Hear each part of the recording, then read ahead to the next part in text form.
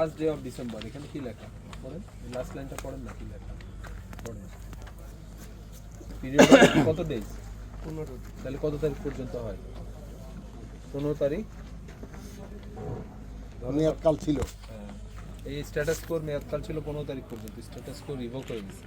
তারপরে স্ট্যাটাস কো থাকার সময়ে আপনাকে হাইকোর্ট ডিরেক্ট করছে নতুন করে ইট বানানোর কোনো কার্যক্রম না করার জন্য। আপনি তো হাইকোর্টে নিজে রিট পিটিশন দায়ের করে নিজে ওই আদেশটা অমান্য করছে, আমার আদেশ অমান্য করছে, আদেশ অমান্য করছে। এটা একটা ওনারা কিছু পড়ে না, শুধু জানে আমি রিড করছে, হ্যাঁ এইটাই লইছিল। পরিবেশ কিছু করবে না, আমি সব করব। না ওনারাও সবকিছু জানে, না জানলে সুবিধা আছে, যেহেতু জানাচ্ছে, না জানলে তো বেশি সুবিধা, এই জন্য না জানাটা প্র্যাকটিস করে। ঠিক আছে ভাই, এটা জরিমানা দিতে হবে, লাইসেন্সবিহীন ইটভাটা পরিচালনা করার জন্য জরিমানা দিতে হবে, জরিমানা